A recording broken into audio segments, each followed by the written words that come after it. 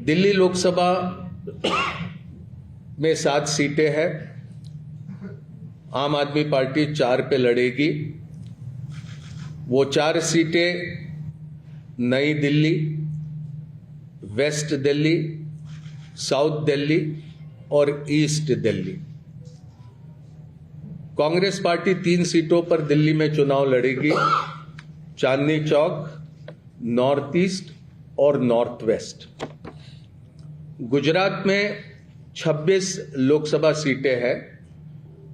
24 पर कांग्रेस लड़ेगी। 2 सीटों पर आम आदमी पार्टी के प्रत्याशी रहेंगे। भरूच लोकसभा और भावनगर लोकसभा की ये सीटें होगी।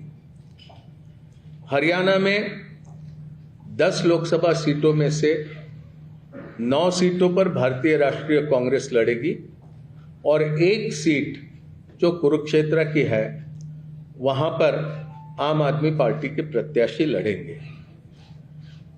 चंडीगढ़ को लेकर लंबी चर्चा हुई, लेकिन आखिरी में यह तय किया गया कि चंडीगढ़ में भारतीय राष्ट्रीय कांग्रेस के प्रत्याशी चुनाव लड़ेंगे।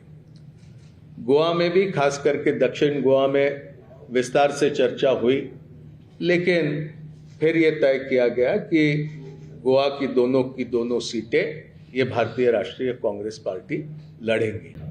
तो संक्षेप में ये सीटों को लेकर ये जानकारी आपके समक्ष रखनी थी।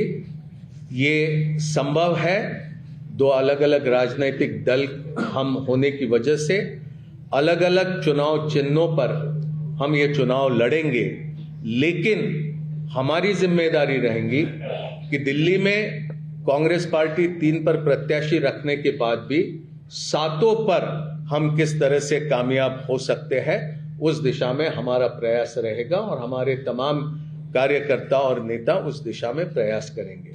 और इसी तरह की स्थिति सभी राज्यों में हम दोनों दलों के बीच में ही नहीं, तो इंडिया गठबंधन में जितने भी राजनीतिक दल है वो सभी तालमेल के साथ काम करते हुए अधिक से अधिक प्रत्याशियों को कामयाब करने की दिशा में प्रयास करेंगे।